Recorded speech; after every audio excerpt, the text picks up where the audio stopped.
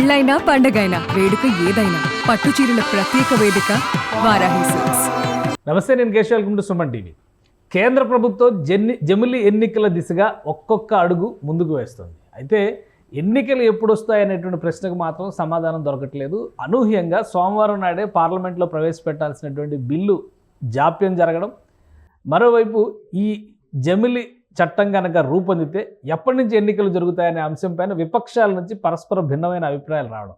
ఈ నేపథ్యంలో కేంద్ర ప్రభుత్వం వెనకడుగు వేసిందా లేదా 1-2 రోజుల్లో ఈ బిల్లు ప్రవేశపెట్టబోతా? ఒకవేళ ప్రవేశపెడితే టర్మ్స్ అండ్ కండిషన్స్ ఏ విధంగా ఉండే అవకాశం ఉంది? ఈ అంశాలను విశ్లేషించేటువంటి ప్రయత్నం చేద్దాం. మనతో పాటు బీజేపీ అధికార ప్రతినిధి రవికిరణ్ గారు. రవికిరణ్ గారు నమస్కారం. నమస్కారం సార్ కేశవ్ గారు. రవికిరణ్ గారు, ఈ జమిలి బిల్లు, జమిలి చట్టం అనేది ఇప్పుడు కాదు, 2017-18 నుంచి కూడా చాలా చర్చ జరుగుతున్నటువంటి అంశం. ఫైనల్గా అన్ని అధ్యయనాలు పూర్తయినాయి, రిపోర్ట్లు కంప్లీట్ అయినాయి, అభిప్రాయ సేకరణలు పూర్తయినాయి, బిల్లు రూపకల్పన కూడా జరిగిపోయింది, ప్రవేశపెట్టాల్సింది. మరి ఎందుకో జాప్యం జరిగింది అంటే ఏంటి? ఏమన్నా 1-2 రోజులు జాప్యంగానే చూడాలా, లేదా ఇందులో ఏమన్నా వాయిదా పరంపర ఉందా? కేశవ్ గారు, ముందుగా మీకు సుమన్ టీవీ వీక్షకులందరికీ నమస్కారం అండి. జమిలీ ఎన్నికలు గురించి ఇప్పుడు 2017-18 నుంచి కాదు కేశవ్ గారు, ఇది గత 4 దశాబ్దాలుగా దేశంలో చర్చ జరుగుతుంది. ఇటీవల నేను కొన్ని డాక్యుమెంట్స్ చూస్తే కేశవ్ గారు, election commission of India report, ఇది వార్షిక నివేదిక 1983, 1883లో election commission of India online లో ఉంది, వీక్షకులు ఎవరన్నా చూడండి. దీనిలో పేజ్ నెంబర్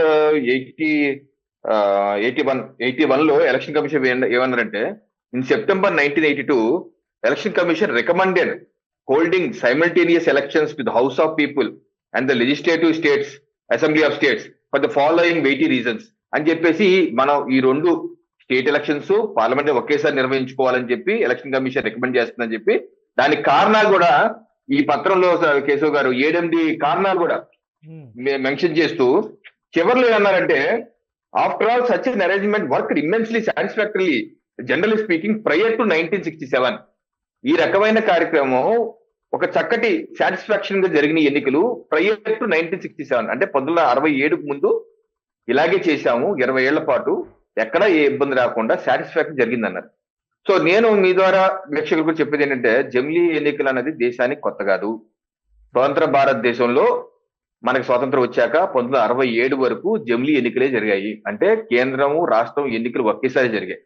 1957లో కేశవ్ గారు 7 రాష్ట్రాలని డిజాల్వ్ కూడా చేశారు, అసెంబ్లీలో డిజాల్వ్ చేసి జమిలీ నిర్వహించారు.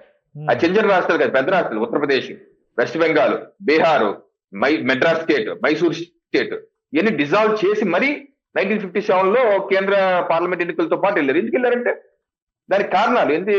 దీని యొక్క ఆవశ్యకత ఉంది, ఎందుకంటే మ్యాన్ పవర్ సేవ్ అవుతుంది, ఖర్చు సేవ్ అవుతుంది, టైం సేవ్ అవుతుంది, అన్ని రకాలుగా ఉన్నాయి కాబట్టి వాళ్ళు అలా చేశారు. అయితే ఆ తర్వాత ఏమైందంటే కేశవ్ గారు, కేంద్ర ప్రభుత్వం కేరళ రాష్ట్రంలో రాష్ట్రపతి పాలన ఆర్టికల్ 356 పెట్టి ఆ రాష్ట్ర ప్రభుత్వం రద్దు చేసేయటం, ఆ తర్వాత ఇందిరాగాంధీ గారు వారి యొక్క టర్మ్ ని డిజాల్వ్ చేసుకుని ముందుగా ఎన్నికలకు వెళ్ళటం, ఇలా చేయటం వల్ల మొత్తం డిస్టర్బ్ అయిపోయింది కేశవ్ గారు. దీనివల్ల అనేకమైన అర్థాలు, ఉదాహరణ తీసుకొని ఇప్పుడు మనకి ఏప్రిల్ మేలో 2024 పార్లమెంట్ ఎన్నికలు అయిన కేశవ్ గారు. పార్లమెంట్ ఎన్నికలతో పాటు ఆంధ్రప్రదేశ్ ఎన్నికలు జరిగినాయి, స్టేట్ ఎలక్షన్స్, ఒరిస్సా జరిగింది, సిక్కిం, అరుణాచల్ ప్రదేశ్. దానికి ముందు 5 మాసాల ముందు చూడండి, తెలంగాణ, మధ్యప్రదేశ్, రాజస్థాన్, ఛత్తీస్గఢ్, ఉత్తరాఖండ్ జరిగింది. ఇప్పుడు చూడండి, మళ్ళీ నిన్న కాక మొన్న ఇలా ఎన్నికలు అయినాయి. ఇది హర్యానా, మహారాష్ట్ర, ఈ జార్ఖండ్ ఎన్ని, మళ్ళీ ఢిల్లీ కూడా రెడీ కదా 2 నెలలు. అంటే ఏంటి, ఒక సంవత్సరం టైం పీరియడ్ లో కేశవ్ గారు 15 రాష్ట్రాలు ఎన్నికలు జరుగుతున్నాయి. 15 రాష్ట్రాలు పార్లమెంట్ ఎన్నికలతో పాటు ఇవన్నీ ఒకేసారి పెట్టేసిన వాళ్ళకు కేశవ్ గారు, ఆర్మీ మూవ్మెంట్, అలాగే అఫీషియల్స్ మూవ్మెంట్, అలాగే అదే ఈవీఎంలు కదా, అయ్యే ఈవీఎంలు పెట్టేసుకుంటే మనకి ఇంకా అక్కడితో అయిపోతే. ఎందుకంటే దీనివల్ల ఏమవుతుందంటే దేశం యొక్క ఆర్థిక పరిస్థితి కూడా క్షీణిస్తుంది. ఎందుకంటే ఎన్నికలు వచ్చేసరికి కేశవ్ గారు అన్ని స్టాండ్ స్టిల్ అయిపోతాయి, మోడల్ కోడ్ ఆఫ్ కాండక్ట్ వస్తుంది, ప్రభుత్వం కూడా చేయడానికి ఏముండదు, అడ్మినిస్ట్రేషన్ కూడా అయిపోతుంది. దీనివల్ల దేశం యొక్క జీడిపి వృద్ధి కూడా తగ్గుతుంది, ఎకానమీ మీద దీని ఎఫెక్ట్ పడుతుంది, పార్టీలు కూడా ఖర్చు పెరిగిపోతుంది. ఇప్పుడు అసెంబ్లీకి ఖర్చు పెట్టాలి, పార్లమెంట్ కి ఖర్చు పెట్టాలి, పార్టీలు ఖర్చు పెట్టాలి. అదే ఒకేసారి చేస్తే మన జరిగిన ఆంధ్రప్రదేశ్ ఎన్నికల్లో మేము సేఫ్ కదా, మా పార్టీలకి డబ్బు సేవ్ అయింది. అలాగే తెలంగాణ చూడండి, ముందు అసెంబ్లీ అయింది, ఆ తర్వాత పార్లమెంట్, వాళ్ళ ఖర్చు పెరిగింది కదా. సో ఇవన్నీ ఏంటంటే దేశం మీద ప్రభావం పడుతుంది. అలాగే ఏదైతే అభివృద్ధి సంక్షేమ కార్యక్రమాలు ఏదైతే అనుకుంటున్నామో అది క్షేత్రస్థాయిలో వెళ్ళడానికి ఇబ్బంది అవుతుంది, దేశం యొక్క అభివృద్ధి కుట్టుపడుతుంది. అందుకనే ఈ విషయం 4 దశాబ్దాలుగా చర్చ జరుగుతుంది కేశవ్ గారు. అప్పుడే కాదు, 1982లో కాదు, 1999లో లా కమిషన్ ఆఫ్ ఇండియా కూడా నివేదిక ఇచ్చింది. అలాగే 2002లో కూడా నివేదిక ఇచ్చారు. అలాగే 2015లో పార్లమెంటరీ కమిటీ కూడా రికమెండ్ చేసింది. కానీ ఇవన్నీ రికమెండేషన్స్ దశాబ్దాలుగా జరుగుతున్నప్పటికీ యాక్టివ్ ప్లాన్ తీసుకొచ్చింది మాత్రం 2017-18 నుంచే తీసుకొచ్చింది. మోడీ గారి గవర్నమెంట్ హయాంలోనే చర్చ నడుస్తూ ఉంది. అదే సమయంలో తెలంగాణలో మళ్ళీ 6 నెలల ముందస్తు ఎన్నికలు జరగడం, తెలుగు రాష్ట్రాల్లో ఒకేసారి జరిగే ఎన్నికలు మళ్ళీ 2గా స్ప్లిట్ అవ్వడం, ఈ 2 ఎలక్షన్స్లోనే మనం చూసాం. ఇప్పుడు ఫైనల్గా ఇప్పుడు ఆంధ్రప్రదేశ్కి ఎలా అయితే జాతీయ స్థాయిలో సార్వత్రిక ఎన్నికల్లో ఏపీ ప్రజలు కూడా ఓటు వేస్తారు, 2 ఓట్లు ఒకేసారి. సో దేశమంతా కూడా ఒకేసారి 2 ఓట్లు వేసేటువంటి విధానానికి బీజేపీ లేదా ఎన్డీఏ ప్రభుత్వం అంకురార్పణ చేయబోతుందా? దీనిపైన ఏమైనా స్పష్టత వచ్చిందా? ఎందుకంటే సైమల్టేనియస్ ఎలక్షన్స్లో లోకల్ బాడీ ఎలక్షన్స్ కూడా ఇంక్లూడ్ చేశారు మొదట. ఇప్పుడు లోకల్ బాడీ ఎలక్షన్స్ కాదు, అసెంబ్లీ అండ్ పార్లమెంట్ ఎలక్షన్స్ మాత్రమే అంటున్నారు. సో ఆ విధంగానే ముందుకెళ్లే ఛాన్సెస్ ఉన్నాయా? మీరందరూ నిజమేనండి. ఇప్పుడు మోడీ గారి ప్రభుత్వం వచ్చాక దీని మీద గట్టిగా విస్తృతస్థాయి చర్చ గత దశాబ్ద కాలంగా జరుపుతున్నారు. 2017-18 మీరినట్లుగా, ఆ తర్వాత ప్రధానమంత్రి నరేంద్ర మోడీ గారు కూడా 2019లో ఎన్నికలు అయిపోయిన తర్వాత ఆల్ పార్టీ మీటింగ్ కూడా కాల్ఫర్ చేశారు. ఆయన కూడా అనేక మీటింగ్లు కూడా చెప్తున్నారు. దీనికి ఒక అడుగు ముందుకు వేసేసి సెప్టెంబర్ 2023 హై లెవెల్ కమిటీ మాజీ రాష్ట్రపతి రామ్నాథ్ కోవింద్ గారి ఆధ్వర్యంలో హై లెవెల్ కమిటీ ఏర్పాటు చేసి దానిలో ప్రతిపక్ష నేతలు, లోక్సభ రాజ్యసభ ప్రతిపక్ష నేతలు, అలాగే రాజ్యాంగ నిపుణులు, అలాగే వివిధ విజిలెన్స్ కమిషన్ మాజీ చైర్మన్లు, ఇలా 16 మంది కమిటీ వేసి కేశవ్ గారు దేశవ్యాప్తంగా 191 రోజులు తిరిగి వివిధ వర్గాల నుంచి ఇన్పుట్ తీసుకొని 65 మీటింగ్లు పెట్టి, అలాగే వివిధ రాజకీయ పక్షాలకు కూడా వారి అభిప్రాయం చెప్పమంటే 62 పక్షాలకి నోటీస్ ఇచ్చారు చెప్పమని. దానిలో 47 స్పందించాయి, 32 సానుకూలంగా, 15 పార్టీలు వ్యతిరేకంగా, కొన్ని పార్టీలు స్పందించలేదు. సో ఇలా పూర్తి నివేదిక 18,000 పేజీలు. దీనిలో అన్ని క్షుణ్ణంగా ఉన్నాయి కేశవ్ గారు. ఏ రకంగా మీరన్నట్టు ఫేజ్ 1, ఫేజ్ 2. ఫేజ్ 1లో స్టేట్ సెంట్రల్ ఒకేసారి పెట్టాలి. ఫేజ్ 2లో 100 రోజుల తర్వాత లోకల్ బాడీ ఎలక్షన్స్ కూడా ఒకేసారి చేయాలని చెప్పి అన్నారు. దీనికి కావాల్సిన ఈవీఎంలు ఏంటి, ఒక్కొక్క ఈవీఎం ఎంత ఖర్చు అవుతుంది, దీనికి ఎన్ని ఈవీఎం కావాలి, మొత్తం 11,80,000 పోలింగ్ బూత్లు ఉన్న దేశంలో ఏ రకంగా చేయాలని మొత్తం 18,000 పేజీలు ఆన్లైన్ లో ఉంది. వీక్షకులు, ఇంట్రెస్ట్ వీక్షకులు వెళ్ళి డౌన్లోడ్ చేసి చదవండి. అయితే ఇప్పుడు ఒక ఫేజ్ కి వచ్చేసాం. ఇప్పుడు మొన్న మేము ఎలక్షన్ మా యొక్క మేనిఫెస్టోలో 2024 మేనిఫెస్టో, బీజేపీ మేనిఫెస్టో, జాతీయ స్థాయి మేనిఫెస్టో, దీనిలో మేము స్పష్టంగా పేజ్ నెంబర్ 55 లో making one nation one election reality, one nation one election reality చేస్తే పేజ్ నెంబర్ 55 లో కూడా మా మేనిఫెస్టోలో పెట్టాం. సో మేము చాలా స్పష్టంగా ఉన్నామంటే ఈ 5 ఏళ్ల టర్మ్ లో ప్రజలు మాకు ఇచ్చినటువంటి 5 ఏళ్ల టర్మ్ లో తప్పనిసరిగా జమిలీ ఎలక్షన్స్ మీద పూర్తి స్థాయి మొత్తం ఉన్నటువంటి హర్డిల్స్ అన్ని చట్టపరంగా, ఎందుకంటే నేను ఇందాక చెప్పినట్టు స్వాతంత్రం వచ్చిన తర్వాత ఒక స్పిరిట్ గా తీసుకుని వాళ్ళు టేక్ ఇట్ ఫర్ గ్రాంటెడ్, వాళ్ళ ఉద్దేశం అదే ఉంది, 2 ఒకేసారి జరుగుతాయి, ఇలా విడివిడిగా జరిగిపోతాయనే ఉద్దేశం వాళ్ళకి లేదు. అయితే వాళ్ళు చట్టబద్ధత చేయలేదు, దాన్ని రాజ్యాంగ పద్ధతి చేయలేదు. సో ఎందుకంటే వాళ్ళు అది ఊహించలేదు కాబట్టి. సో మనం కావాల్సిన రాజ్యాంగ పద్ధతి చేయాలి. దీనిలో ఆర్టికల్స్ ఉన్నాయి, ఒక 6-7 ఆర్టికల్స్, ఆర్టికల్ 83 ఎన్ని కొన్ని మెన్షన్ చేశారు, అవన్నీ ఆర్టికల్స్ సవరించాలి. సో అందుకని ఆ సవరించే కార్యక్రమం ఒకటి మనం చేయాలి. దానిలో రాజ్యాంగం సవరించాలంటే 2/3 మెజారిటీ లోక్సభలోను రాజ్యసభలోను మనకు కావాలండి. సో ఆ రకంగా అన్ని పార్టీలతో ఇప్పుడు నాకు తెలిసి 4-5 రోజుల్లో శీతాకాల సమావేశం డిసెంబర్ 20వ తారీఖు వరకు ఉంది. దానిలో ప్రవేశపెట్టాక దీని విస్తృత చర్చ జరిగే విధంగా జేపీసీకి పంపించే అవకాశం ఉంది. జాయింట్ పార్లమెంటరీ కమిటీ ఏర్పాటు చేశాక అన్ని రాజకీయ పక్షాలతో మాట్లాడతారు. రాజకీయ పక్షాలే కాదు, వివిధ రాష్ట్రాలకు వచ్చి అన్ని ఇండివిజువల్ సెలెక్ట్ కమిటీకి పంపిస్తారా అంటే నాకున్నటువంటి సమాచారం ఏదైనా చూద్దాం ఏమవుతుందో, బట్ నాకున్నటువంటి సమాచారం ప్రకారం అయితే జేపీసీ అంటున్నారు. అది ఏమవుతుందో మరి జేపీసీ అంటే ఇప్పుడు ఆల్రెడీ ఇండియా కూటమి వ్యతిరేకిస్తుంది. ఇండియా కూటమిలో ఉన్న పార్టీలు కూడా దీనికి బాహాటంగానే వ్యతిరేకత వ్యక్తం చేస్తున్నాయి. పాస్ అవడానికి అవకాశం ఉంటుందా, లేదా మహిళా రిజర్వేషన్ బిల్లు లాగా 20 ఏళ్ళు 30 ఏళ్ళు పెండింగ్ లో ఉండే అవకాశం ఉంటుందా? ఇప్పుడు నాకు అర్థం కాదు ఏంటంటే ఈ కాంగ్రెస్ కమ్యూనిస్ట్ ఎందుకు వ్యతిరేకిస్తున్నారు ఇది? ఎందుకంటే 1967 ముందు వాళ్ళే కదా, కాంగ్రెస్ కమ్యూనిస్టులే కదా ఎగ్రీ అయ్యి ఈ యొక్క విధానం చేసింది. వాళ్ళు ఏమంటారు, వాళ్ళ వాదన ఏంటి, ఇది అప్రజాస్వామికం, సమాఖ్య స్ఫూర్తికి విరుద్ధం, ఇది డిక్టేటర్షిప్ అన్న. మరి జవహర్లాల్ నెహ్రూ గారు డిక్టేటరా? మరి వాళ్ళ పార్టీలన్నీ సమాఖ్య స్ఫూర్తికి అప్రజాస్వామికంగా పనిచేసిన ప్రభుత్వాలు 1967 వరకు ఉన్నాయా? అసలు వాళ్ళు అనే దాంట్లో లాజిక్ ఏంటో నాకు అర్థం కావట్లేదు. ఓకే. అలా చేస్తుంటే మరి జవహర్లాల్ నెహ్రూ గారిని మరి ఏ రకంగా అంటే ఇప్పుడు ఆ మన పార్టీలు వ్యతిరేకించినా పాస్ ఓవర్ అవడానికి అవకాశం ఉందా? తప్పనిసరిగా అండి. ఇప్పుడు దీని మీద విస్తృతమైన చర్చ చేస్తారు. కొన్ని ఎలా ఉంటాయంటే కేశవ్ గారు, వాళ్ళు వ్యతిరేకించవచ్చు, వాళ్ళపైన మీద వేరే అభిప్రాయాలు ఉండొచ్చు, దానితో మాట్లాడతారు, కన్విన్స్ చేస్తారు. ఇప్పుడు ఉమెన్ బిల్ వచ్చిందండి, ఉమెన్ రిజర్వేషన్ బిల్లు ఇప్పుడు అన్ని పార్టీలు సమర్థించాయి కదా.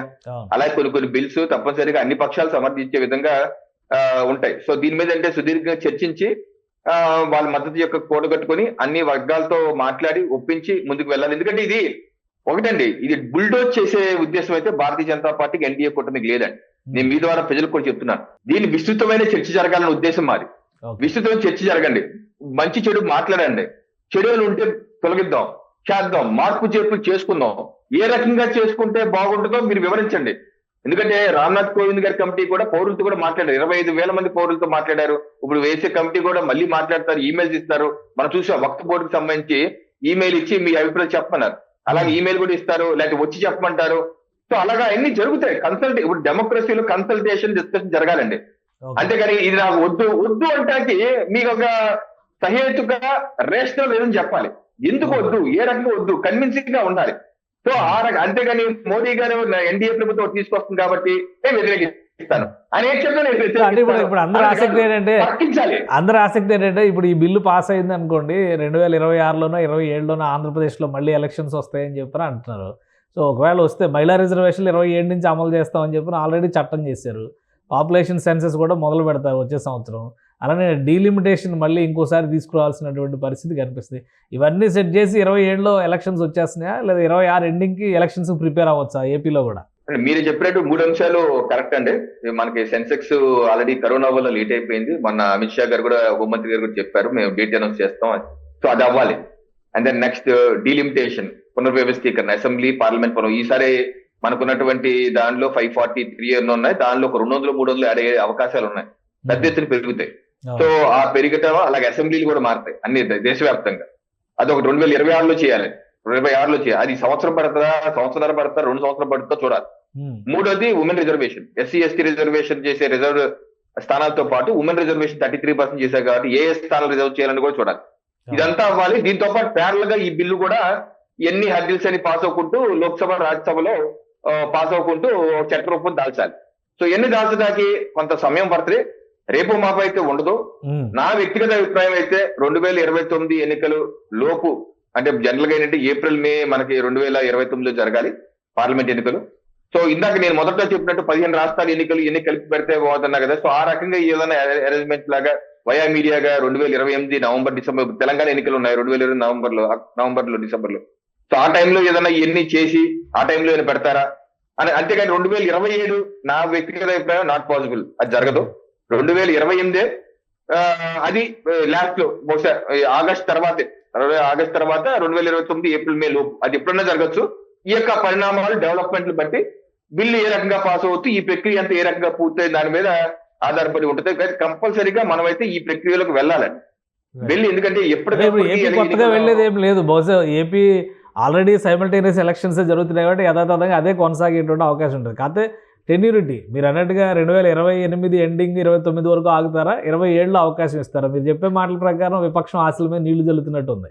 అంటే నాకున్నటువంటి లాజిక్ అయితే someone can reason and give a better opinion, that's fine. But నాకున్నటువంటి లాజిక్ అయితే ఇట్ ఈస్ నాట్ అలౌయింగ్ మీ 2027లో జరిగే అవకాశం లేదని చెప్పి నా యొక్క అభిప్రాయం. ఎందుకంటే ఇందాక మీరు చెప్పినటువంటి, మీరు చెప్పిన ఈ 3 హర్డిల్స్ ఉన్నాయి.